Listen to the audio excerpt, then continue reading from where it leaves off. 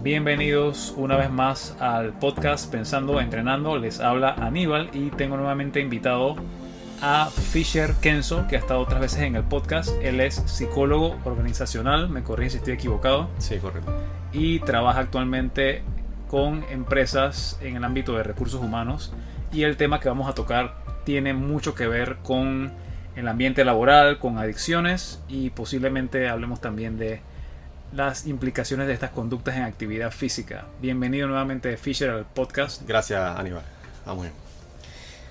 Sí, quería preguntarte, en modo general, acerca de las adicciones, ¿qué son, quiénes las sufren, qué relevancia tiene este tema actualmente en la sociedad? Sí, mira, es muy interesante el tema de las adicciones hoy en día porque ya las adicciones se han tipificado y se han expandido a muchos otros descubrimientos e investigaciones que tenemos en lo que es el ámbito laboral, el ámbito de la misma casa o de la misma cotidianidad.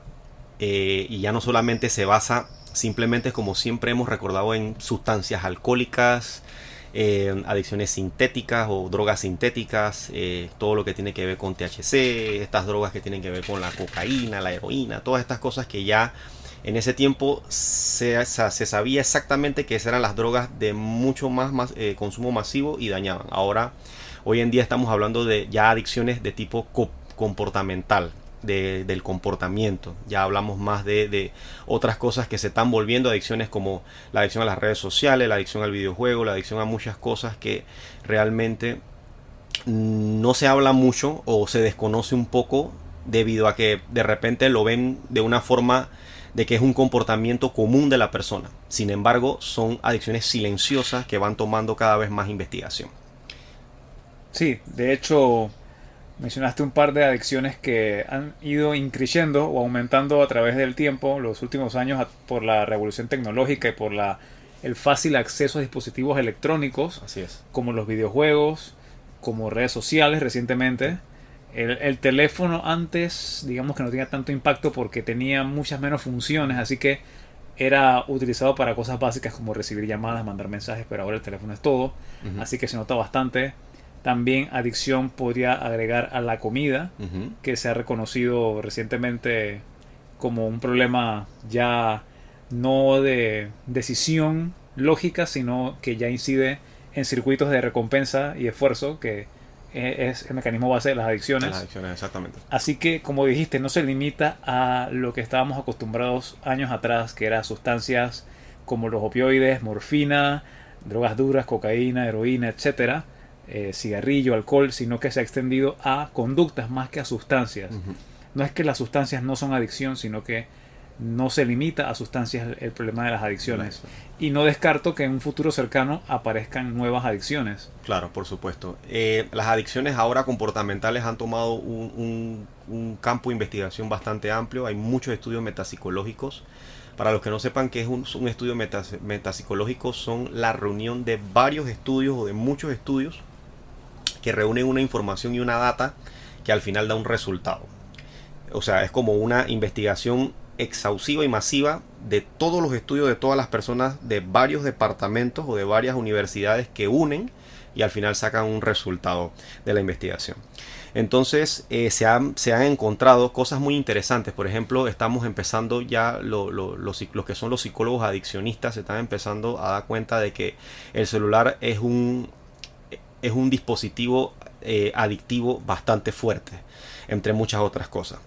Yo más que nada me gustaría conversar un poco contigo en este pequeño espacio, cómo las adicciones, más que nada las comportamentales, como la adicción al trabajo, cómo se unen con el rendimiento, cómo más que nada el rendimiento falla o se busca la manera de poder que la persona funcione mucho más mucho más eficiente utilizando este tipo de drogas o este tipo de comportamientos, los cuales son nocivos para la salud mental y para la salud física. Hemos visto muchos deterioros de persona o mucho deterioramiento en la persona que tiene una adicción, por ejemplo, al trabajo, debido a también el uso repetitivo de sustancias como bebidas energéticas. Sí, interesante que como mencionamos en podcasts anteriores, el desarrollo de tecnología prometía que nos liberáramos como sociedad o como especie de muchas tareas difíciles, complicadas, tediosas, para tener más tiempo libre, y lo que ha resultado es en lo contrario. En lo contrario, menos tiempo libre, más estrés psicológico y físico. Entonces, la promesa de la ventaja tecnológica para tener una vida más tranquila, más cómoda, nos está jugando en contra. Y podría agregar que también en ciertas situaciones hay exceso de comodidad gracias a la tecnología, porque ya no tenemos que conseguir comida a partir de un esfuerzo físico. En los campos. Muchas personas no conocen lo que es cultivo de la tierra. Yo jamás he tenido que sembrar para conseguir algo. Claro. Si lo he hecho es por actividad extra, pero no, yo no requiero sembrar una planta o sacrificar una vaca en mi patio, así que yo no tengo que hacer ningún trabajo físico para conseguir comida. Y esa comodidad también ha traído, aparte de estrés excesivo en el trabajo, ha traído falta de estrés necesario en otras áreas, como el estrés físico necesario para mantener los sistemas funcionando correctamente, el estrés de tener que trabajar, tomar el sol en cierta medida. Ese estrés es parte de lo que nos mantiene siendo humanos, y se ha removido estrés en ciertas áreas y se ha agregado otro estrés que es nocivo. Es nocivo, exactamente. Entonces la gran pregunta que siempre se hace, el rendimiento laboral, ¿de verdad somos una sociedad del rendimiento? ¿Somos una sociedad del cansancio? ¿O somos esclavos del rendimiento? Es la pregunta con la que empiezo, y nos basamos mucho en la explicación filosófica de qué puede ser una sociedad del rendimiento, o si somos realmente una sociedad del rendimiento, desde el pensamiento filosófico de Byung-Chul Han y de Zizek, que son dos filósofos contemporáneos en la explicación de todo lo que es el rendimiento o la sociedad del rendimiento. Ellos llegan a la conclusión, cada uno llega a la conclusión de que la persona se autoexplota más que nada. Ya no es como que la pelea entre las clases o la dificultad entre las clases, o la persona que es más trabajadora o menos trabajadora, o la persona que tiene más dinero o no tiene más dinero, sino la pelea es con uno mismo, la pelea es interna más que nada. Ellos explican en el libro La Sociedad del Cansancio, que Aníbal lo dejará en la tabla de descripciones, y también en COVID Pandemia de Zizek. Ellos explican en esos dos libros cómo la persona ha pasado de un estado de autoexplotación a un estado de rendimiento masivo, en donde la persona por lo general tiene más dificultades de salud mental y dificultades internas o crisis existenciales a poder lograr las cosas que realmente se han planteado como la felicidad. Más que nada, ellos no se consideran que sean sujetos de esclavismo o sujetos de explotados, sino que las personas se consideran proyectos. Más que nada, yo soy mi propio proyecto. Eso lo vemos en muchos nuevos empresarios, en muchas personas que han buscado ese discurso positivo, en donde más que nada no es un discurso positivo, sino una toxicidad positiva, en donde yo soy el proyecto, yo tengo que esforzarme, yo tengo que demostrarle a la sociedad, o sea, más que nada demostrar a la otredad de que yo soy una persona con bienes, tengo el rendimiento, soy súper eficiente, tengo las mejores cosas, y en busca de esa competitividad y de ese resultado, llegamos a caer entonces en lo que son este tipo de adicciones y este tipo de rendimiento que nos está cansando totalmente. Interesante esa perspectiva de que se ha prácticamente, como mencionas, desnaturalizado a la persona y convertido prácticamente que en un objeto de superación. Claro. Eres como una carpeta en una computadora, eres un proyecto, eres un archivo Excel, no sé. Y no está mal querer superarse y querer buscar mayor rendimiento en diferentes áreas, pero entonces nos olvidamos de las conexiones humanas, del tiempo de descanso, de las actividades de ocio que son indispensables para recuperar nuestro estrés físico y mental. Y del descanso más que nada. Sí, el descanso mínimo necesario para rendir. Yo que vengo de un ambiente corporativo, porque no siempre fui coach de actividad física, sino que antes estaba en una transnacional o en más de una. Y recuerdo que el ambiente me agradaba porque era cómodo, daba la sensación de ser seguro, esa seguridad financiera y seguridad de que vas a tener un aumento y que tenemos una carrera para ti, un plan, pero al final yo me daba cuenta de que yo era parte de un engranaje. Claro. Era como una pequeña ruedita de ese engranaje mínima que no tenía un significado más allá de mi labor específica. No con esto quiero decir que es malo trabajar en transnacionales, pero se va perdiendo la humanidad de a poco, que es lo que observé. Exactamente. Asimismo puedo contar mi experiencia desde ese punto de vista muy interesante, de que yo también pensaba que al rendirle o trabajar en una multinacional o en una transnacional más que nada, también iba a tener la promesa, o sea, te dan la promesa de que el salario, de que tu seguridad financiera, de que puedes tener un crédito, de que puedes aparecer en lugares y pedir una proporción, por ejemplo, una casa, pedir un bien, pedir un carro, pedir muchas cosas, pero que al final la persona no se da cuenta que empieza continuando en esa carrera de la rata. Te vas metiendo en esa carrera de la rata y vas abandonando muchas partes de lo que es tu naturalidad, tu humanidad como ser humano. Entonces sacrificas muchas cosas, sacrificas el rendimiento, sacrificas tu manera de poder estar bien, tu salud mental, te llenas mucho de estrés, inclusive sacrificas a tus hijos, más que nada porque no los ves constantemente, porque tienes que prodigar, sacrificas a tu esposa si estás casado, sacrificas muchas cosas por ese rendimiento laboral que es lo que te lleva realmente a hacer esa carpeta o esa hoja de cálculo de Excel en donde no hay un fin como para la actividad recreativa humana, sino más que nada para el rendimiento constante. Tengo que tener los resultados, tengo que tener el proyecto, tengo que tener los objetivos. Y el daño se va acumulando, porque el daño es silencioso, pero acumulativo, más que nada. Exactamente, es silencioso y comienza a manifestarse luego en de repente algún problema de salud que sale aparentemente de la nada. De repente tu visión no es tan aguda como era hace 5 años. De repente la espalda te comienza a doler. De repente te das cuenta de que tienes trastornos, no sé, digestivos. ¿Pero por qué? Si yo estoy haciendo todo bien, en teoría. Dificultades físicas.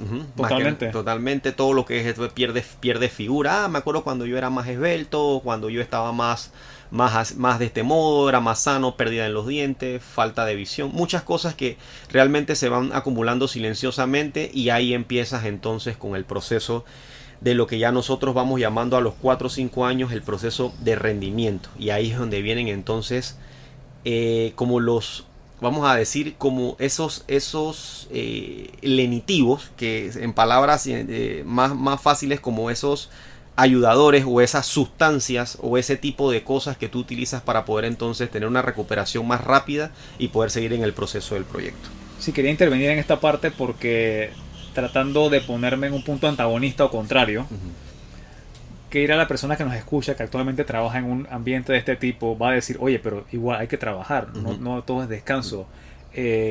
Con eso es que he podido conseguir mi casa, con eso pago mis cuentas.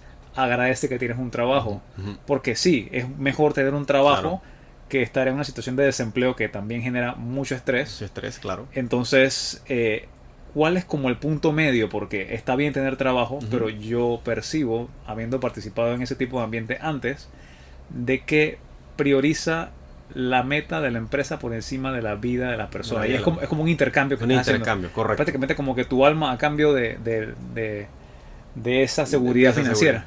Y lo demás qué, o sea, todo lo demás, o sea, porque la pregunta es muy buena pregunta y se hace siempre, pero entonces si no trabajamos, entonces no vivimos. Sí, pero no puedes vivir para trabajar. Me explico, o sea, más que nada no puedes desvelarte trabajando excesivamente, porque entonces no tiene ningún sentido trabajar para pagar después enfermedades futuras.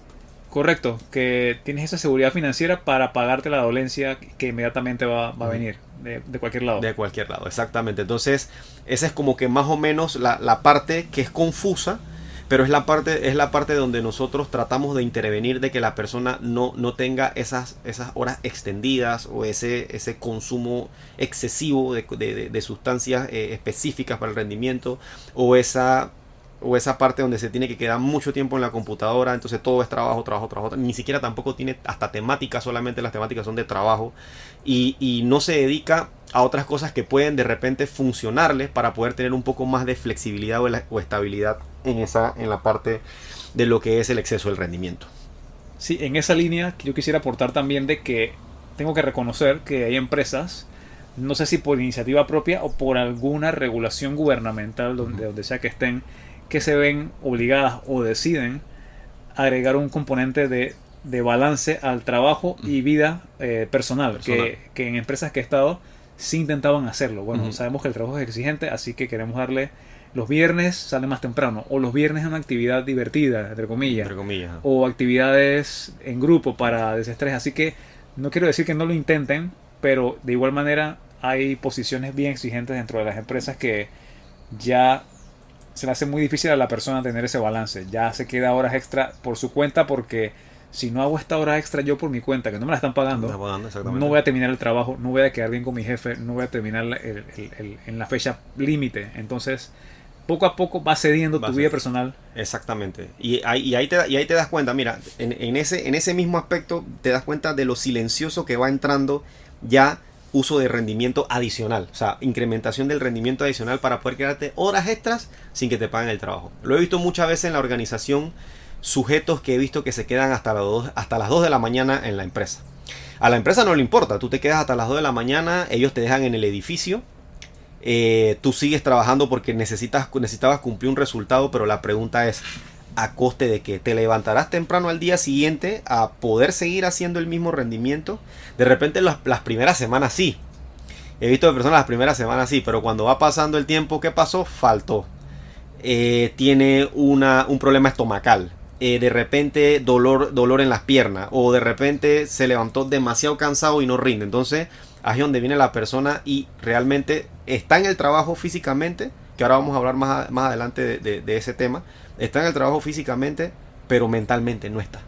Y eso es lo que va generando ese tipo más que nada de burnout, de ese tipo de cansancio, ese tipo de rendimiento que es nefasto para nuestra salud. Sí, de hecho, como dijiste, la persona está ahí, cumple con su asistencia, pero la calidad del aporte de ese individuo, tanto en su vida personal como en la vida laboral, va a ir disminuyendo porque no se está recuperando. Exactamente. Y esto es muy, muy similar a cómo se ve el agotamiento en ejercicio físico, que más adelante también vamos a conversarlo, que se tiene que periodizar o programar la intensidad y tener descansos adecuados para que tú puedas mantener un rendimiento a largo plazo. Y lo que mencionaste es un caso típico de persona que se quema. Se quema, exactamente. Personas que se quema. Mira que yo se lo dije a una persona que está a mi cargo, se lo dije, no, mira, no te puedes quedar tanto tiempo, creo que te vas a hacer daño. Pero dicen, no, yo necesito terminar esa parte del trabajo porque de repente me pueden llamar la atención. Yo sí, pero es importante que también te tomes un descanso, despejes la mente, te relajes para que pienses mejor. De repente al día siguiente, después que descansaste, puedes venir un poco más temprano y te dedicas a esa actividad mucho más temprano. Hay muchas personas, por ejemplo, estoy hablando de mi área laboral, muchas personas en este trabajo que buscan más que nada es ese rendimiento excesivo para poder terminar una tarea justo en el tiempo. O sea, sabemos que tenemos objetivos, sabemos que tenemos medidas, pero también es importante poder tener un despeje mental o un descanso para poder, o sea, seguir aportando a la idea o seguir en el proceso de. Entonces ya ahí es donde vienen entrando ya otras cosas que vamos utilizando y me gustaría hablar de ese tipo de adicción que se va formando, que es la adicción al trabajo ya en sí. Entonces ya te das cuenta que se van confundiendo los patrones. O sea, ya no es como una pasión o un logro por querer un objetivo, sino ya se vuelve una cuestión obsesiva. Ya se vuelve algo ya más como no del compromiso, sino de la adicción al mismo trabajo. Y la persona entonces no se da cuenta que está cayendo en ese proceso paulatinamente. Me explico, ya van 2-3 días y ya se siente mal. Si se queda en la casa un día, se siente mal porque de repente un sábado que está libre, abre el correo. O abre el Teams para ver qué le chatearon. O de repente abre las carpetas, abre las bases de datos, abre cosas que no tiene que abrir un fin de semana que supuestamente él está en descanso. Porque se siente mal. Se levanta muy temprano antes de lo normal. Y abre como si estuviera trabajando y adelanta tareas y cosas. Muy bien, me parece muy bien que sea eso, pero ya se confunde. Entonces ya con una adicción al trabajo muy diferente. Interesante porque varias de esas conductas yo en algún momento las tuve y también las observé en compañeros y en colegas que de repente no eran tan cercanos, pero personas que se conectaban al trabajo fuera de horas un viernes, un sábado, de noche, o sea, y comienzas a preguntarte, ¿será que esta persona le está huyendo algo en su vida personal? No sé, o es simplemente una adicción. Pero son conductas que no son saludables desde ningún punto de vista. Nadie te va a premiar por eso, porque desde un punto de vista, del dueño de la empresa, ese esfuerzo extra a mí no me funciona como organización.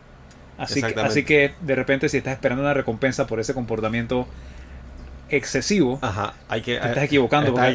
Habría que revisar eso porque en verdad, o sea, no es como dices tú, no, el dueño, el CEO, el jefe máximo o el presidente de la compañía no va a sentarse a abrir un Teams un sábado, créeme que no, y si lo hace, bueno, también es un poco paranoide, ¿no? Un poco paranoide y se pone a observar quién está conectado a más tardar de la hora o un día que tú estás libre, o sea, se supone que la empresa está en descanso o está libre. He visto personas que de verdad un sábado a la noche, a las 7 de la noche, 6 de la tarde o a las 5 de la mañana mandan un correo y ven y abren su Teams y se ponen a ver. Eso es ahí es donde no está el compromiso, el famoso engagement, sino que no está el compromiso, sino que ya está la adicción al trabajo. O sea, te estás empezando a sentir mal o a sentir malestar por no estar ocupando tu mente en algo. ¿A qué le huyes? O por qué estás aburrido de no estar en la actividad de trabajo cuando sabes que te toca un lunes y te tienes que esforzar. Qué extraño, ¿verdad? Sí, y hablaste de engagement, que entiendo que es como el enfoque, como estar presente en lo que estás haciendo. Correcto. Versus la adicción. Entonces, una cosa es hacer la tarea al 100% los 3 minutos que te toca, 5 minutos, 10 minutos, media hora, versus estar por estar, que es lo que creo que sucede cuando la persona está agotada o quemada, que tú la ves que asiste, que está ahí, pero no está engaged, no está comprometida, no está enfocada. Exactamente, entonces esa es una parte bien interesante del tema de la adicción al trabajo, que se confunde mucho con ese tipo de motivación o ese tipo de estar presente versus estar no presente, y ese sería entonces el presentismo en el trabajo y el absentismo, más que nada, que son ejemplos concretos de que, o sea, estoy enfermo, la persona está enferma, se siente mal, pero no importa, la persona va de todas maneras y va al trabajo y simplemente dice: voy porque tengo que ir al trabajo y ese es mi objetivo. O sea, ir al trabajo aunque esté con resfriado, aunque esté con algo, que esté con vamos a decir, dolores estomacales o dificultades con dolores en el cuerpo, lo que fuese, la persona va. Entonces ya ahí no es un tema del compromiso, no es un tema del presentismo más que nada, sino que más que nada estás en ausencia, porque realmente tú estarás rindiendo, la pregunta es, ¿tú estás rindiendo idealmente en el trabajo?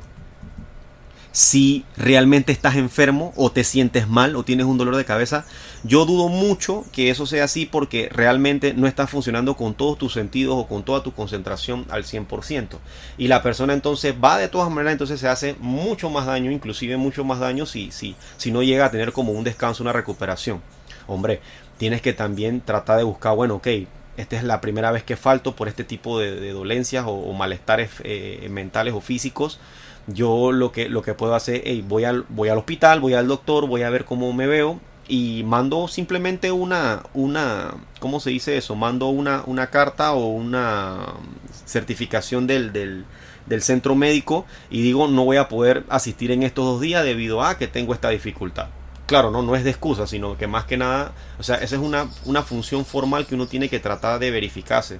No llegar al trabajo y llegar totalmente enfermo, y simplemente porque tengo que cumplir, porque yo soy un sujeto de proyecto, y ahí es donde va la autoexplotación, o entra la autoexplotación o el máximo rendimiento del trabajo cuando realmente no estás en esa capacidad. Y eso yo lo veo mucho en muchas personas que están mal y siguen en el proceso y se conectan de todas maneras, pero la manera es buscarlo, pues me explico. Entonces ahí eso es un problema que deberíamos discutir siempre con las personas, más que nada, que se dedican a este tipo de empresas o trabajo. Sí, en esa línea, pensando en que las personas están, ya sea en el trabajo o están haciendo una actividad, porque puedo trasladar esto a una persona que va al gimnasio sintiéndose mal, por ejemplo, y me recuerda a un video corto que publicó el doctor Andrew Huberman, voy a tratar de citarlo acá en la caja de descripción, en el que él hacía referencia a estudios recientes en psicología que decían de que el estrés voluntario, o sea, un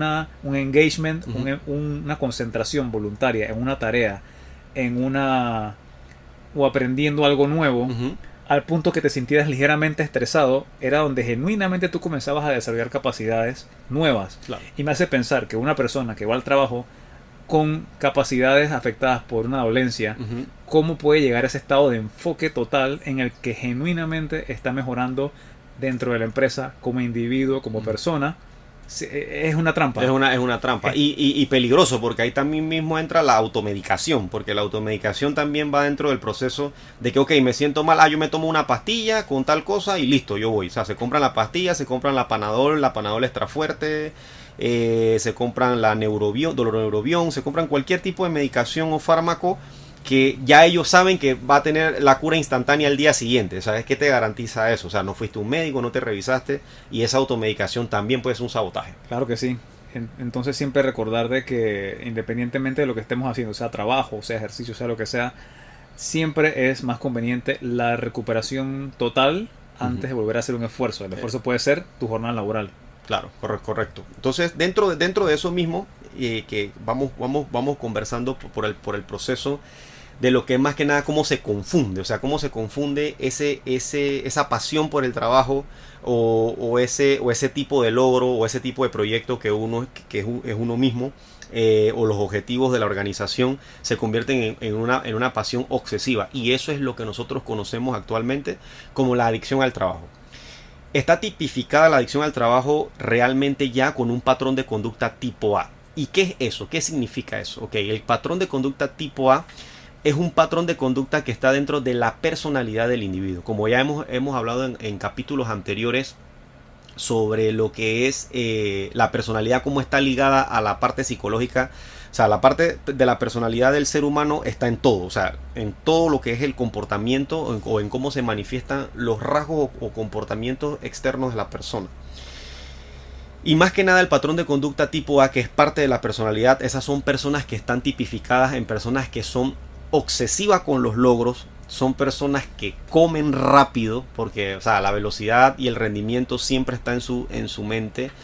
Más que nada están orientados a una competitividad muy agresiva. Son personas que reaccionan con mucha agresividad en partes competitivas. Más que nada son personas que se sienten mal si no están haciendo algo, o están generando algo, o están escribiendo algo, o haciendo más que nada algo supuestamente productivo tanto para ellos como para el objetivo de una organización.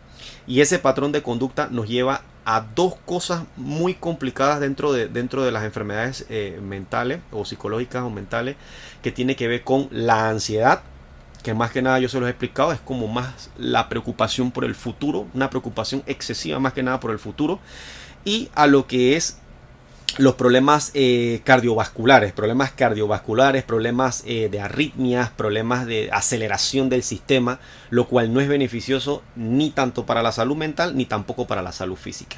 Entonces, la adicción al trabajo tiene esos patrones donde la persona confunde el objetivo de la organización o el objetivo de cumplir algo para la función del dinero o llevar los bienes a la casa con la obsesividad del trabajo mismo en sí, como por ejemplo, como se lo acabo de decir, quedarse hasta las 2 de la mañana en la empresa haciendo el trabajo que te hizo falta durante el tiempo de la tarde, y más que nada la persona que se conecta un sábado cuando no tiene que conectarse y está libre.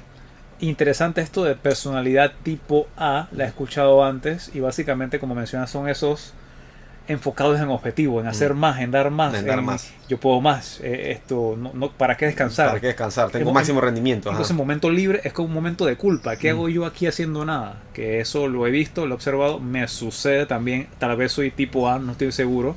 Pero quería preguntarte si hay otro tipo de personalidad aparte de la A. Porque... Sí, ahí está entonces el patrón de personalidad tipo D, que ya tiene que ver entonces con las personas que son más que nada más depresivas. Personas que son más depresivas, que tienen un comportamiento mucho más intrigado hacia ellos mismos.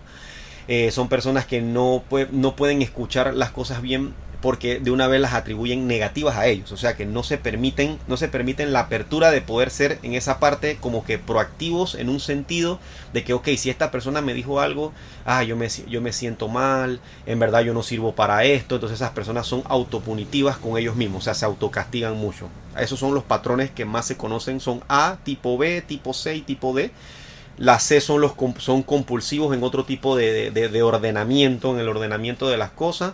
Y los B son personas que tienen una conducta más de antisocial. y así se van. Interesante. Entonces todos los tipos de personalidad tienen, digamos que su parte negativa. Su parte negativa, correcto. Esos son los patrones, tienen su parte negativa. No existe, de los patrones de personalidad, no existe ninguno así que sea en algo positivo. Sin embargo, hay personas que lo ven positivo, por ejemplo, ok, pero si yo quiero tener un súper rendimiento en el trabajo porque ese es mi puesto y yo quiero crecer, ok, no hay ningún problema, lo repetimos. Pero cuando se convierte en una adicción, entonces ya es un problema ya de salud mental que uno tiene que ir a revisar. Interesante que cuando hablabas de la descripción del tipo A, que es esa persona enfocada, no diría que más bien obsesionada con los objetivos. Con los objetivos. En detrimento de cualquier cosa, incluyendo la salud personal. Me acordé de atletas, de las personas que están en el gym, que siempre van al fallo, otra repetición más, mañana no se descansa. Ese tipo de conductas que son como un tren en bajada sin frenos. Sin freno, exactamente. O la persona que se queda más de 8 horas sin o sea, porque está quemado realmente. O sea, se queda más de 8 horas en el gimnasio. He visto muchos casos así que, o sea, hace todos los ejercicios de la máquina. O sea, hacen todos los ejercicios. Hace la EMI, hace el squat, hace pecho, hace brazo, hace todo.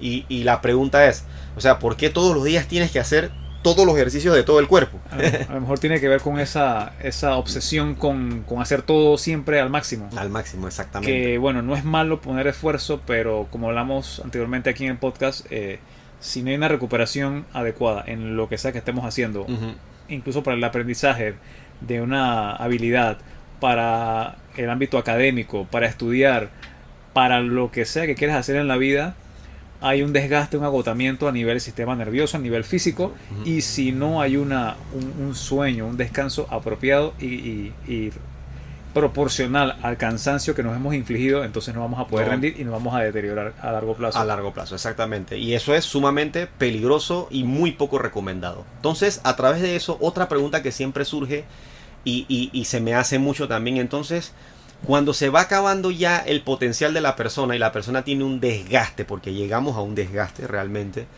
entonces, ¿qué dispositivos utilizamos o qué tipo de sustancias empezamos a usar para poder mantenernos alerta o poder mantenernos fuertes? Entonces ahí viene entonces la otra adicción silenciosa que va entrando también de taquito, como quien dice, y es el consumo entonces de bebidas estimulantes o bebidas que mejoran el rendimiento, y ya son consideradas adicciones porque las personas consumen mucho la bebida energética. Eso se escucha mucho ahora.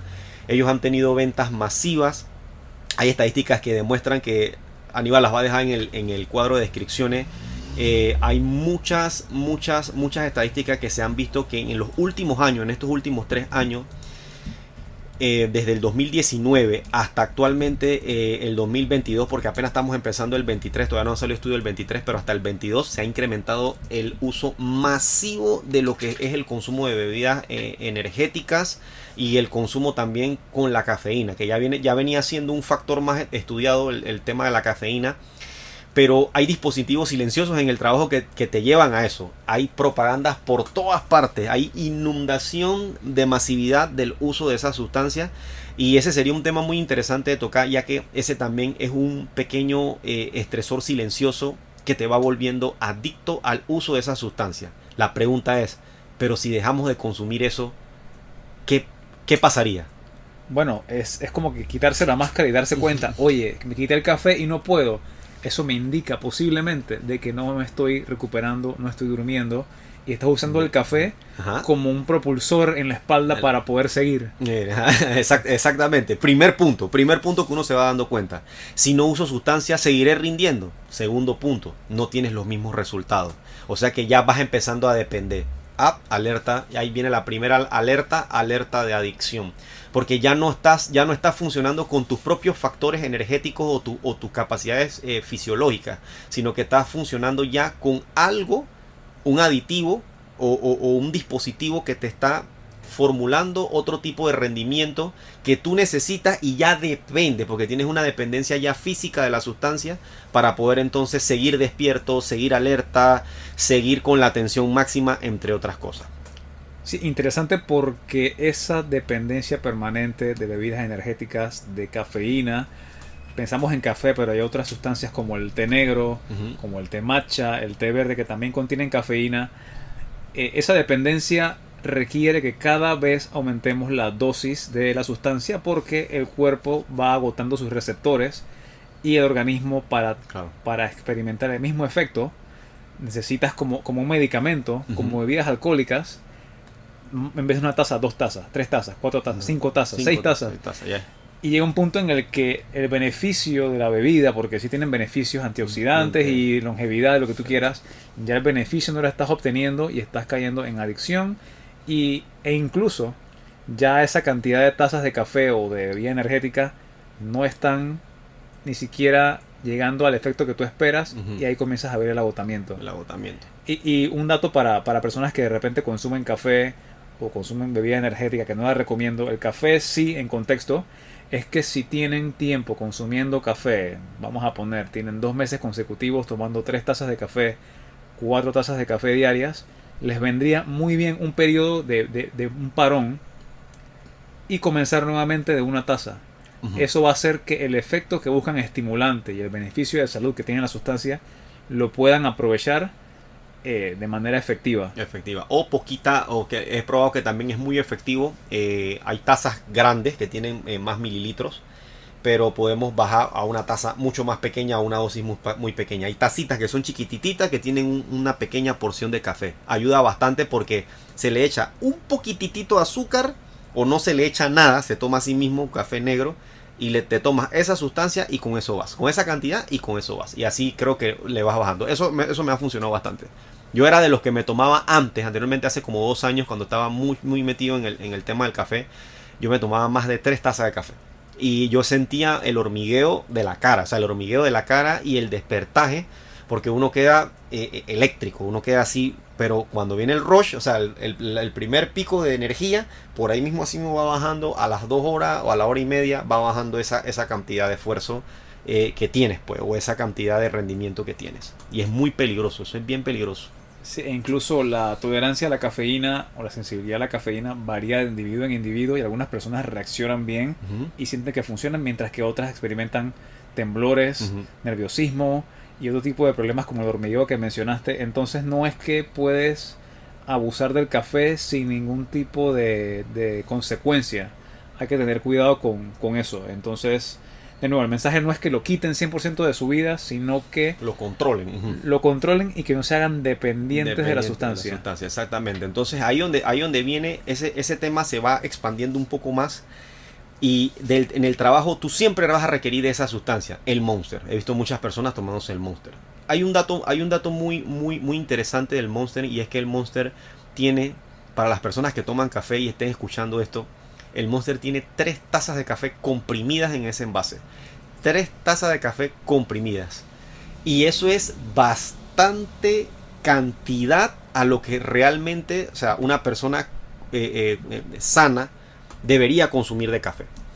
Porque por lo general, cuando le añades la cantidad de cafeína comprimida que tiene, le puedes añadir por ahí mismo la taurina, por ahí mismo le puedes ir añadiendo el ginseng, y por ahí mismo le puedes ir añadiendo la planta de guaraná, más otros aditivos más complicados que tiene la bebida energética. Entonces, ese cóctel apelotonado de sustancias de aceleración, imagínense cómo realmente eso ataca el sistema nervioso de nosotros. Interesante, porque sí, son sustancias estimulantes y no todos los sistemas nerviosos están en la capacidad de soportar ese estímulo. Una persona con trastorno de ansiedad, por ejemplo, tú que eres psicólogo, claro, no me dejarás mentir de que una persona con trastorno de ansiedad prácticamente que tiene prohibido el consumo de sustancias estimulantes. Entonces, y con esta crisis de trastornos de ansiedad que se disparó post pandemia, pensando ahora que muchas personas adictas al café posiblemente están consumiéndolo y tengan algún trastorno de ansiedad subyacente. Subyacente, exactamente. Porque ya en sí la sobreestimulación, ese estado de éxtasis, porque es una estimulación así grande, ese estado de éxtasis, ese estado de euforia que la persona va tomando, ya es una ansiedad bastante prolongada. Entonces, ese rendimiento te mantiene despierto, te mantiene bien, te mantiene acelerado, concentrado, pero date cuenta que muchas personas lo usan no solamente para el trabajo, sino también para fiestas rave. Siempre me he preguntado cuál es la significancia o cuál es el valor que tiene quedarse en una fiesta rave, empezando de las 8 de la noche o 9 de la noche que empieza una fiesta rave, hasta las 6 de la madrugada, o sea, estamos hablando, después que viniste una jornada laboral de un viernes, y de repente dormiste 1 hora o no pudiste dormir nada más que 30 minutos y por ahí mismo vas a la fiesta. Para poder entonces te tomas esa Red Bull, te tomas esa sustancia, esa bebida energizante que te va dejando más activo y estás tomándole una cantidad de horas más grande de rendimiento que el cuerpo realmente en esas horas debería descansar. Estamos hablando 9, 10, 11, 12, 1, 2, 3, 4, 5. Me sobrepasé. Más de 9 horas despierto y añadiéndole las 8 más adelante, estamos hablando de más de 17 horas en rendimiento máximo. Cuando entonces tú vas a la cama, que no sabría ni explicar cuáles son las sensaciones casi nefastas que uno se va a la cama con todo ese rendimiento máximo del cuerpo. Creo que hasta te amaneces hasta con los ojos ya rojos, ¿cómo se dice eso? Los vasos sanguíneos los tienes sobre requete dañados, la boca seca, tienes un montón de síntomas, resaca que no te van a dejar ni siquiera poder funcionar adecuadamente. Entonces se usa mucho para el rendimiento nocturno, no tanto el trabajo sino también el nocturno, y se usa mucho para el rendimiento a los exámenes, cuando las personas tienen que estudiar un examen. Diga, yo lo estudio el mismo día y vienen y se toman el Red Bull o se toman la Monster o la bebida energizante que sea, y la persona siente el potencial para poder estudiar todo ese día para el día siguiente salir en el examen bien. Otra cosa es que es un sabotaje completo, porque los exámenes que son muy largos se recomienda siempre tratar de estudiarlos un mes antes o 15 días de preparación antes. Exacto, entonces esta cultura de todo ya para allá, mezclada con la obsesión por el rendimiento, que es como una receta para el desastre. Y antes que se me olvidara, quería mencionar que la dosis recomendada de cafeína diaria, que es desde 200 mililitros, que equivale a una taza normal y humana de café, no estas tazas extra large, y la dosis máxima recomendada por día son aproximadamente 400 mililitros. Así que para que tomen en cuenta y se fijen en las latas de bebidas energizantes por curiosidad, si pensaban comprar una o si la consumen actualmente, o aunque no la consuman, pasen por el supermercado y fíjense en la cantidad de mililitros que tiene una de cafeína, bebida energizante, como un Red Bull, un Monster y otras marcas que ni siquiera conozco. Sí, hay muchas marcas, y eso es lo que quisiera conversar un poco más sobre, ahondando en el tema de por qué se ha metido tanto en la cabeza, o por qué ha tenido tanta influencia la parte de la bebida energética. La bebida energética están sufriendo, o más que nada están utilizando el fenómeno psicopolítico o la estrategia psicopolítica, que es una propaganda smart, o sea, una propaganda del control, que es silenciosa, que se da a través de mensajes para el consumidor. Por ejemplo, las bebidas energizantes, más que nada, siempre ustedes les ven, y qué curioso, les ven siempre la imagen de un monstruo, la imagen de toro o de un toro, deportistas famosos que la toman, deportistas de alto rendimiento, propagandas animadas de poder. La garra del tigre que mencionaste. La garra del tigre. Tiene significantes o palabras, más que nada, significantes o palabras de tipo simbólico en el lenguaje, que son speed, velocidad, power, energy drink, todo ese tipo de palabras que realmente tienen como un significado, un significante acústico. La persona ve la palabra, obviamente la pronuncia en la mente y dice, speed, velocidad, power, voy a tener poder, el toro, voy a parecerme a ese toro, ¿cómo se llama? El ciclista que la utiliza, el atleta de alto rendimiento. Pero nosotros se ha estudiado mucho de que en el atleta de alto rendimiento, él, como ya tiene la tasa metabólica muy elevada y es un individuo que es de alto rendimiento, ya literalmente el efecto a él de esa bebida de repente ni siquiera le hace. ¿Por qué? Porque él la usa como para poder estimular ese rendimiento en una carrera larga, vamos a decir de 15 kilómetros o de triatlón, o de lo que tenga que hacer con la bicicleta. Entonces a ellos de repente, en un efecto nocivo, tal vez no le haga tanto daño. Pensamos que es así. Entonces la promesa, o sea, todo lo que te promete esa estrategia psicopolítica es poder, hipervigilancia, velocidad, concentración y logros a corto plazo. O sea, esa es como que la propaganda del estímulo rápido. Interesante. Este concepto de psicopolítica, exactamente de dónde proviene, porque lo he escuchado más de una vez, pero no estoy claro en por qué política y psico mezclados en un solo término. Si me puedes explicar esa parte para que la gente de repente entienda la perspectiva. Exactamente, ok. La terminología de psicopolítica ya fue utilizada anteriormente por filósofos que se dedicaban al estudio del poder en aspectos de la Francia anterior. En este caso era Michel Foucault, que habló del primer término que era biopolítica, que es un control, o sea, política de control hacia el cuerpo, o política de control hacia la persona, hacia el cuerpo persona, o hacia un tipo de cuerpo. Por eso se utiliza el término biopolítica. Luego de ahí se evolucionó el término a mucha más proporción, que es con nuestros medios tecnológicos de ahora, y entonces viene el término psicopolítica, o sea, control psicológico de la masa. Ya no es el control entonces del cuerpo físico, ahora es el control de la mente de la persona. Entonces, el filósofo Byung-Chul Han, que es el que tiene su obra, que casualmente se llama así, Psicopolítica, explica que el término es utilizado como un control smart a la sociedad. Ya no son ni prisiones, ya no son ni controles del cuerpo, ya no son pandemias, ya no son encerramientos o escuelas o este tipo de cosas, sino que ahora son propagandas smart, teléfonos inteligentes, algoritmos de recomendación, más que nada símbolos significantes, cosas que se van metiendo en tu cabeza de una forma silenciosa, lo cual te hace estar controlado de alguna u otra forma. Lo vemos mucho en la teoría de los teléfonos celulares con respecto a los algoritmos de recomendación. Interesante que puede sonar esto como a teoría de conspiración, sombrero de papel aluminio, pero está siendo estudiado y son fenómenos que fácilmente podemos percibir del día a día de cómo estamos sujetos al bombardeo de información y cómo ese bombardeo de información controla nuestras decisiones. Exactamente. En cuanto a la comida que elegimos comer, lo que elegimos tomar, dónde elegimos ir, y también controla nuestro tiempo. Ya nuestro tiempo está prácticamente que vendido a los anunciantes en redes sociales. Exactamente. Vivimos, aunque ustedes no lo crean, y termino con esto del término psicopolítica, aunque ustedes no lo crean, nosotros vivimos en un panóptico digital. ¿Qué significa eso? Según Han, el panóptico digital, vivimos en una prisión digital. O sea, más que nada vivimos en una prisión digital, y esa prisión digital, aunque ustedes no lo crean, la podemos ver en un ejemplo muy claro, que es el teléfono. Hoy en día nadie puede salir del uso masivo de redes sociales,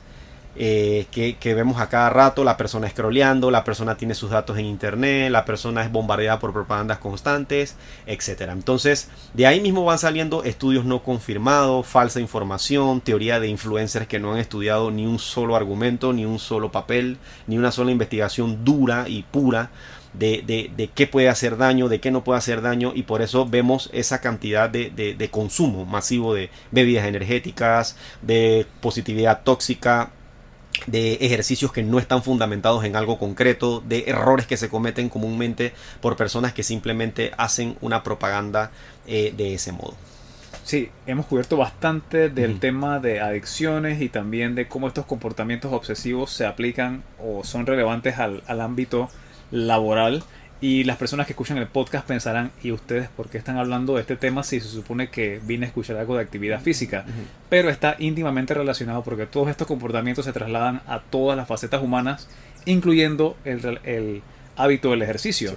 Sí, y podemos observar que hay personas tanto muy sedentarias que de repente, digamos que no hacen nada, por ponerlo en término bien simple.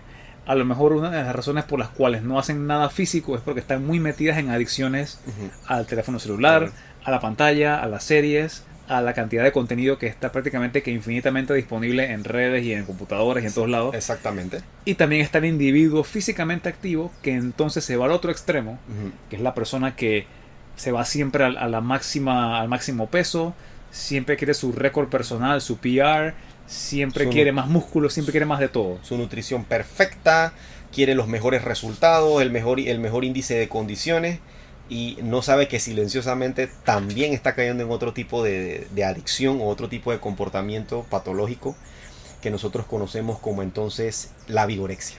Exacto, vigorexia, que es, si me corrige si lo digo mal, pero tengo entendido que es un trastorno en el cual la persona percibe que su cuerpo, trasladado más que nada al culturismo o a la musculación, esa persona percibe que siempre está muy delgada, que a pesar de que esté creciendo constantemente, le hace falta más y más, y se ve en el espejo y se ve delgado. y se compara con los demás en la calle y con los demás en el gym y con el de la revista. Exactamente, tiene mucha correlación con el tema de la anorexia nerviosa, tiene correlación con eso y tiene correlación con lo que dices porque la persona no se siente adecuadamente como el tipo de la revista o no tiene los resultados que él, tiene, que él quiere tener o se siente débil, más que nada. Una de las principales dificultades de la vigorexia es que la persona, a pesar de que tiene un cuerpo físico completo, hace ejercicio bien y todas las cosas, se siente débil. O sea, se siente que no tiene los resultados que él quiere en el proceso y por eso constantemente cae en la conducta del gym constante. Es una conducta compulsiva y obsesiva y aparte de eso, entonces se cae en el similar al uso de bebida energética y cafeína, se cae entonces en el abuso de sustancias anabólicas, que lo he visto localmente en redes sociales, influencers descaradamente promoviendo, oye, en mis historias te vendo tal cosa para tu ciclo de no sé qué, yo soy profesional del área y aún así yo no me conozco todas esas drogas. Yo simplemente sé que no vale la pena en lo absoluto porque trae problemas del corazón, problemas de ansiedad, problemas, como mencionaste anteriormente, del estado de ánimo, de agresividad. Y de hecho hace un par de días un culturista muy famoso, yo no lo conocía hasta que sucedió su fallecimiento, que fue hace una semana, Joe Linden, si no recuerdo mal. Y hay varias hipótesis de por qué pudo haber sufrido aparentemente un aneurisma, pero siempre queda en tela de duda o esta persona consumía anabólico. Lo más probable es que sí, por el tipo de cuerpo que van desarrollando. Claro. Y no es el primer caso que se da de culturistas o personas que se dedican a la musculación, jóvenes, tenía 30 años esta persona, a veces tienen 40, 50, y es una persona que no debería estar sufriendo un infarto fulminante, más aún siendo una persona físicamente activa, en teoría sana. En teoría sana, claro. Así que es para ilustrar, no para hacer teoría conspiranoide, ni para culparlo como que mira qué malo era él, sino que va la persona siendo víctima de esta necesidad de, oye, ¿cómo hago para rendir más en el gym? ¿Qué tengo que hacer? Voy a hacer lo que sea, me voy a inyectar esto, lo otro, y caen en esas conductas. Y caen en esas conductas de vigorexia. Y es bien extraño por una parte, pero a la vez también bien alarmante, de que la persona vaya perdiendo como que la noción de darse cuenta de que utilizar sustancias que no conoces y que te prometen una esbeltez o te prometen una estética súper avanzada o el rendimiento que tú quieres o no sé, digo yo, los resultados, los objetivos a los que tú querías llegar en poco tiempo, tú vengas y gastes tu dinero consumiendo ese tipo de sustancias que promueven influencers que ni siquiera tampoco tienen un conocimiento adecuado de cómo funciona cada cosa. Sí, tengo el caso de un atleta de Alemania del Este. Alemania del Este, exacto. El bloque que era socialista de Alemania en la posguerra. Y fue un documental que tuve que ver en la universidad. Y el documental hablaba de una mujer atleta llamada Heidi Krieger. Y en el documental muestran cómo entrevistan a un hombre y en lo que va avanzando el documental te vas dando cuenta de que ese hombre anteriormente era mujer, que por el abuso de sustancias anabólicas que el gobierno alemán de esa época promovía en sus atletas, porque había esta guerra fría y los países del bloque socialista competían con los países capitalistas y en los Juegos Olímpicos querían demostrar quién era el más poderoso, así que estos gobiernos abusaban de sustancias, claro, de rendimiento para tener los mejores atletas con los mejores récords, y consecuencias como esta se dieron al punto de que prácticamente tú ves la imagen y tú ves un hombre adulto con todas las facciones masculinas que te puedas imaginar, y cuando ves la foto de la misma persona en su adolescencia era una mujer, tal cual. Para que tengan idea del impacto que pueden tener estas sustancias en el cuerpo humano. No solamente es enfermedad, sino también cómo daña sus hormonas sexuales, puede afectar su fertilidad, puede afectar trastornos como disfunción eréctil, por ejemplo, por ponerles el ejemplo más leve, porque está el infarto fulminante, está el fallo del hígado, está trastornos de ánimo. Todo tipo de agresión, la agresividad que se va incrementando en ciertas personas, o sea, no en todas, pero en ciertas personas que tienen ese consumo se va incrementando eso, pérdida del cabello, hasta muchas otras cosas que son también nefastas para la salud. Y más que nada, vivimos también, como hablamos de psicopolítica, también vivimos en ese mundo del rendimiento también de la imagen, porque tú también quieres verte estéticamente diferente. Qué problema, ¿no? Eso es un problema muy grande. Últimamente hablamos de una dismorfia Snapchat, literalmente, porque las personas ya no se quieren parecer ni siquiera a ellos mismos, o sea, rechazan su imagen en el espejo. Y son personas que utilizan mucho el filtro de la red social como para poder como que, mira, en esta foto salgo súper como yo quiero. Y realmente, o sea, ya es una falsa percepción que tú vas empezando a tener. Hay individuos que también empiezan a hacerse esas cirugías locas, esas cirugías que son con intervención ya en lo que son los cachetes, en lo que son las cosas, la modificación del cuerpo, los cortes, las mutilaciones, más que nada mutilaciones corporales que uno se hace. Y al final hay muchas cosas que se pueden lograr con ejercicio. No voy a apelar y tampoco voy a caer en esta demonización de la estética, porque es un tema bastante delicado. Lo que quiero decir es que, o sea, muchas personas se han llegado a poner cosas muy falsas, por ejemplo, bustos falsos, un trasero falso, muchas cosas que realmente se pueden sacar con una rutina de ejercicio que siempre he considerado bastante fuerte, y uno va sacando los procesos, ¿no? Más que nada. Y mucho tiene que ver con esto del consumo masivo de lo que es la imagen en la red social. La red social te envía siempre ese aspecto de que tienes que ser delgada, que tienes que ser bonita, que tienes que ser esto. Y cometemos ese pequeño error también de rendimiento ante la estética, porque va con el rendimiento ante la estética más que nada. Pero entonces, ¿por qué realmente es mejor no nos ponemos a verificar esas cosas que nos hacen falta y por qué no nos hacemos hábitos más positivos, diría yo?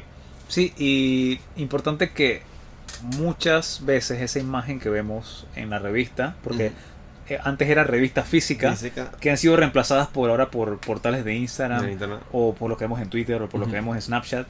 Pero antes recuerdo que las revistas de modelaje, o Cosmopolitan, o no sé qué otra revista, porque no soy experto en ellas, pero las veía. Men's Health, Cosmopolitan, Vanidades, todo ese tipo de revistas. Entonces, obviamente, la persona que compraba la revista quería verse parecido, porque ese era el supuesto ideal máximo de apariencia humana. Claro. Y comenzabas a hacer lo que fuera que estuviera en tendencia en ese momento, ya sea restricción calórica, o la dieta de la piña, o lo que tú quieras, para llegar supuestamente a esa figura, pero tú no sabes si esa foto fue retocada.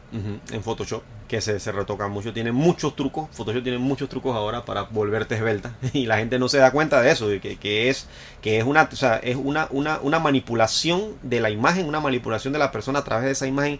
Yo quiero ser como esta revista, como la muchacha de esta revista, o esta modelo, o esta cosa, y realmente se buscan métodos peligrosos o mutilaciones corporales para poder llegar a ese nivel, algo muy malo. Sí, hablaste de los implantes, y yo soy muy pro de la libertad individual, de que bueno, cada uno decida qué quiere hacer y si le conviene, porque la cirugía estética puede tener su utilidad, no sé, un accidente, exactamente, una desfiguración de rostro, y la persona quiere mejorar eso porque lleva una mejora directa a su percepción y cómo se conduce en la sociedad, así que puede ser positivo para esa persona, no estoy diciendo que no, pero entonces se cae en el abuso y en prácticas que de repente tienen poco o nada que ver con salud.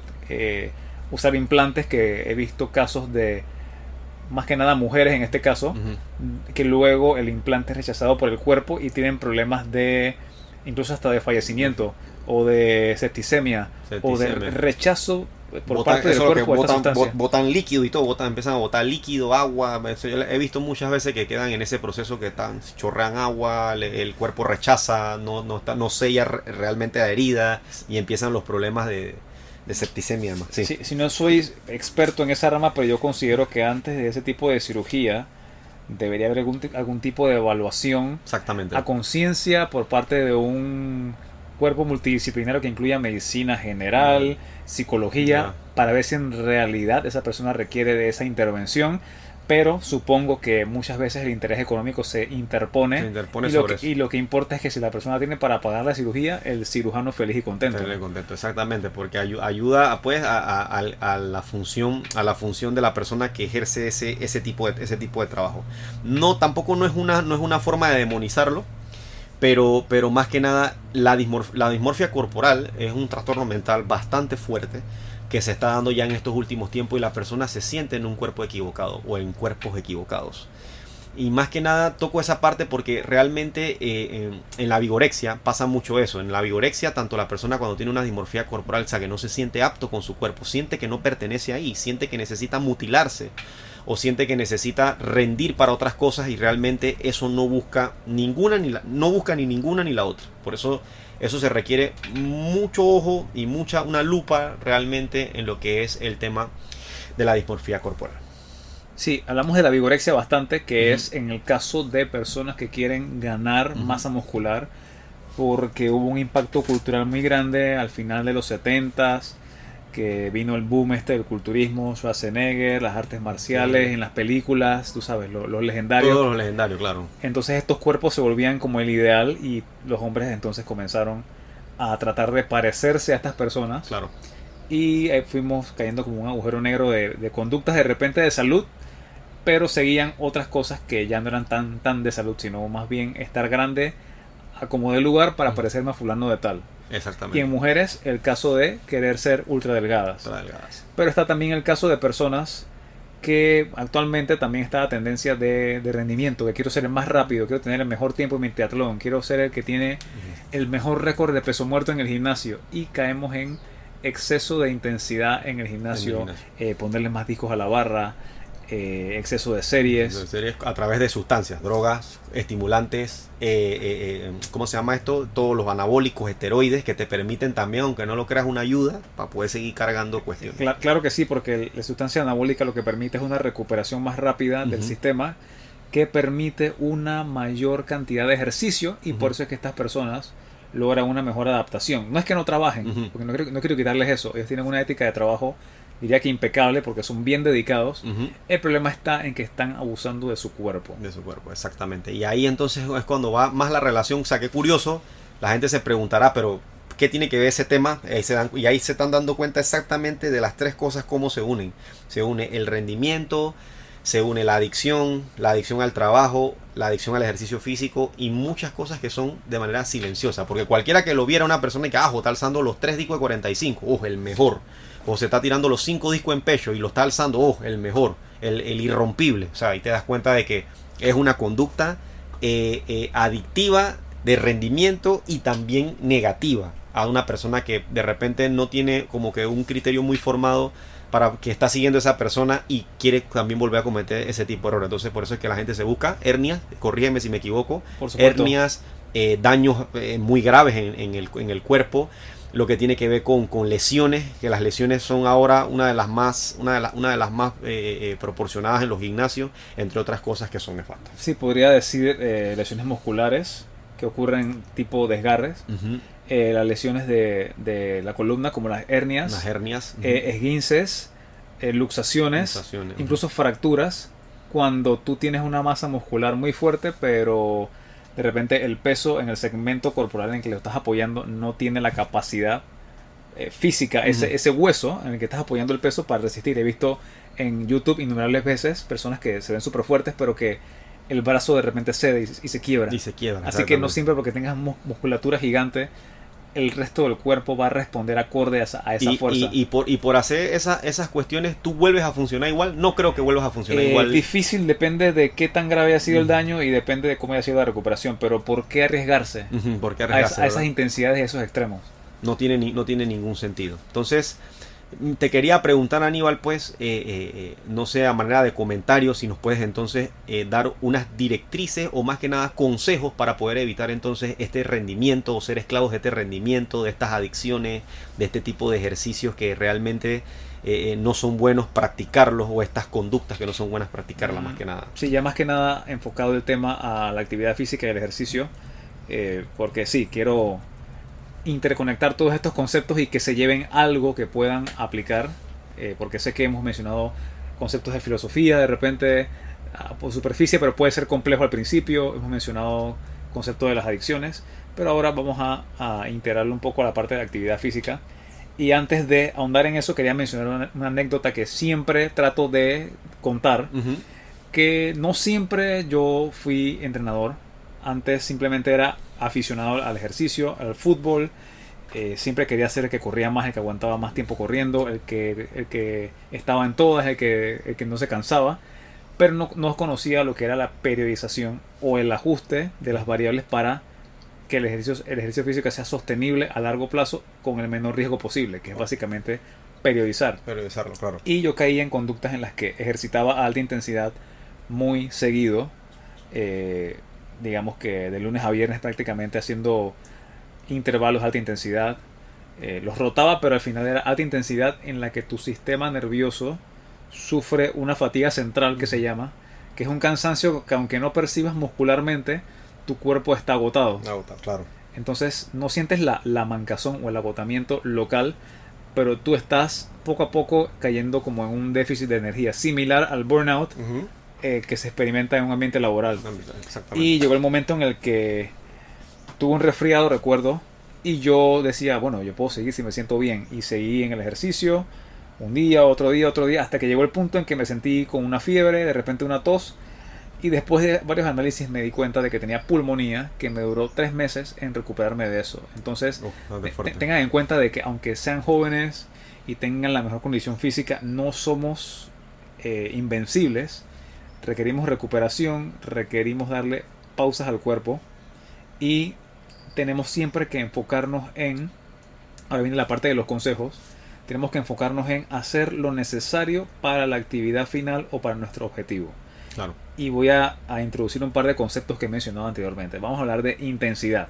Intensidad es qué tan difícil es un esfuerzo. Generalmente es el peso. Puede ser la velocidad de ejecución, pero por lo general en las personas o la población que hace actividad física en un gimnasio se habla de peso. Ese peso debe ser al principio, que estamos empezando un plan, debe ser moderado, de moderado a bajo, y tú debes poder controlarlo sin un nivel de cansancio físico extenuante o extremo. Claro. Esa es la intensidad. El otro parámetro es el volumen. El volumen no es más que la cantidad de ejercicio, de repeticiones, de series. Esas dos variables deben ser cuidadosamente monitoreadas por un profesional, o si la persona que entrena ya tiene alguna idea, se ha capacitado, se ha informado, debe manipular estas variables cuidadosamente para evitar el burnout.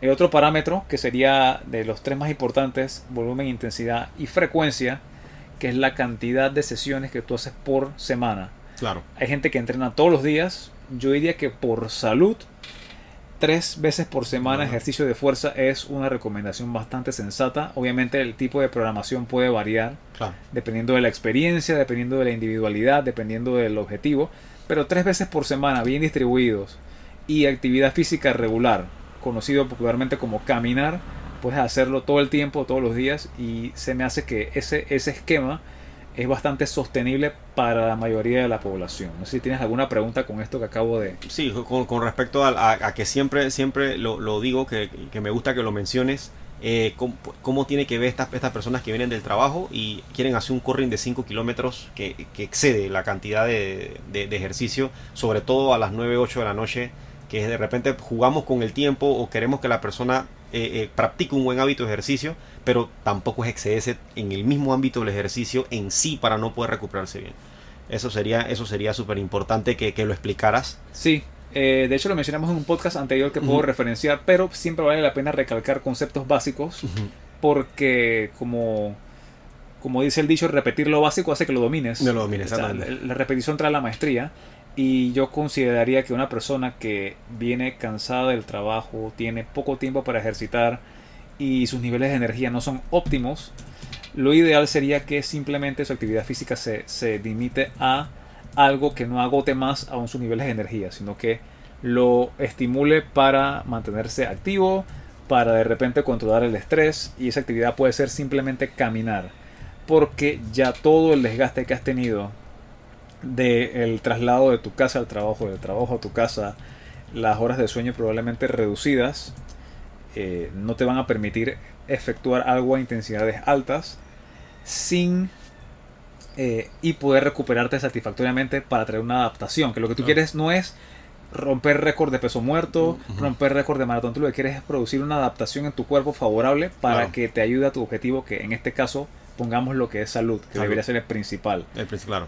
Este es un consejo. El otro consejo que quiero dar es el concepto de snack, que es dosificar tu ejercicio en pequeñas porciones. Porciones. En vez de hacer una hora corrida de ejercicio estructurado, tú puedes programar, ¿sabes qué? Voy a hacer, comenzar con squats y pechadas, bien sencillo. En vez de hacerme las 4 o 5 series de pechadas y las 5 series de squat seguidas que me duran media hora, 40 minutos, si trabajo en casa, por ejemplo, yo puedo decidir hacer en la mañana dos series de cada una, en el almuerzo 2 series de cada una y al final de la jornada laboral 2 series de cada una. Completaste un workout dividido en 3 partes, no te mataste con la intensidad y poco a poco vas a ver que ese hábito continuo va a generar adherencia. Y energía, más que nada, y la recuperación del estrés, que es lo que más tratamos de evitar. Sí, sobre y todo lo realista, básico, ¿no? y es realista, sobre todo lo más básico, dormir bien. La recomendación de siempre, vamos por lo básico. Sí, dormir bien. Si yo, que soy una persona de ejercicio físico muy activa, que programo mis actividades y que tomo como prioridad el movimiento físico, llegan días que simplemente yo estoy cansado, no tuve tiempo porque surgió algo, y si tengo que escoger entre ejercicio y dormir, yo voy a dormir, créanmelo. Dormir bien, exactamente. Y no solamente va a ayudar a la parte del ejercicio, a la recuperación del ejercicio, sino que también al trabajo, para evitar ese consumo masivo de ¿cómo se llama? De estos de energizantes o de estas cosas del café. O sea, más que nada dormir bien. Si una persona duerme bien las 7 horas, creo que es habías dicho del hombre promedio de dormir como mínimo 6 horas, hasta 9 si estás... Hasta 9 si estás en el proceso, tú te vas a levantar, créeme que con mucha más energía. La toma del sol, recomienda la toma del sol, que es importante. Por supuesto, la exposición a luz solar, y no me refiero a quemarte como un reptil al mediodía en el clima de Panamá con radiación al nivel 11, sino de repente solo en la mañana 5, 10, 15, 20 minutos sin quemarte. De repente en tu break del trabajo salir 5 minutos a que tu retina perciba la luz solar, no directamente, pero que salgas y la veas, la luz natural. Esa exposición genera la serotonina, que posteriormente se convierte en la melatonina, que es la que induce el sueño, que regula el estado de ánimo, que es antioxidante. Entonces no es solamente actuar como robots y cumplir con las tareas, sino también acordarse de las cosas básicas, como exponerse al sol, como tratar de tener un ritmo de sueño sincronizado, dormir a horas regulares, priorizar el sueño por encima de si tenías X entrenamiento o X cosas, y sabes que dormir es más importante, porque si yo no duermo hoy, mañana necesitaré 4 o 5 tazas de café para poder rendir. Y ahí es donde viene el consumo de todos los problemas. Y bueno, yo por ejemplo recomiendo la meditación, súper importante.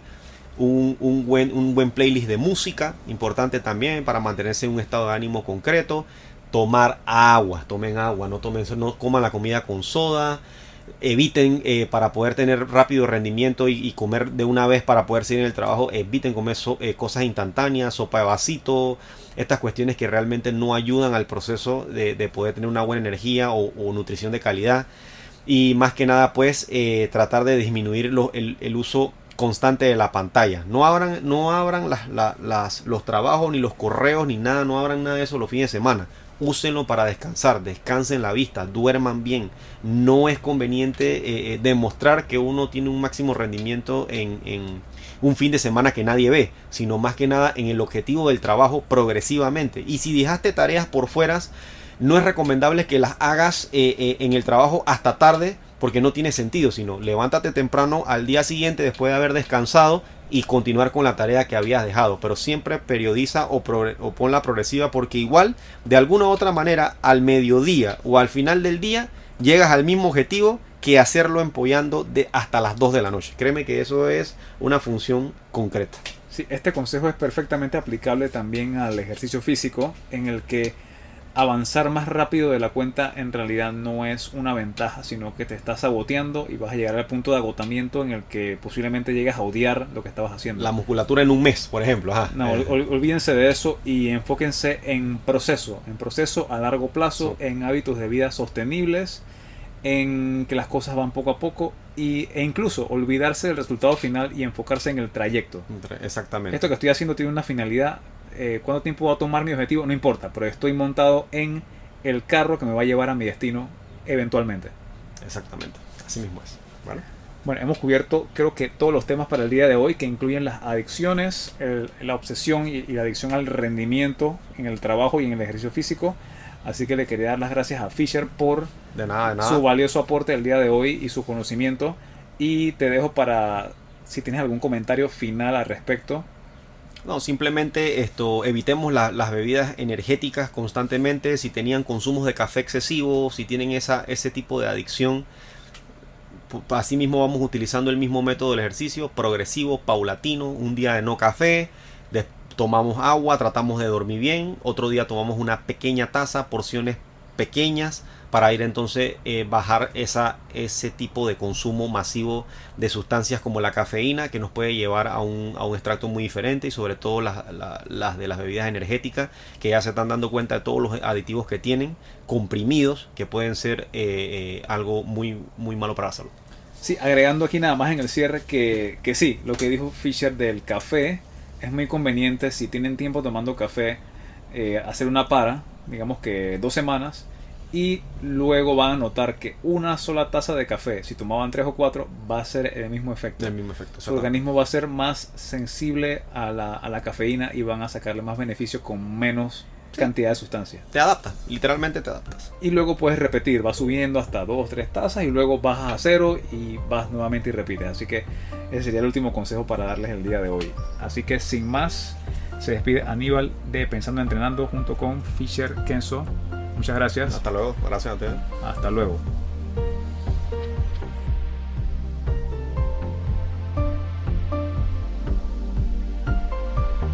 Si te gustó el podcast, puedes dejar una reseña en Apple Podcasts, Spotify o también en YouTube. Suscríbete para más episodios.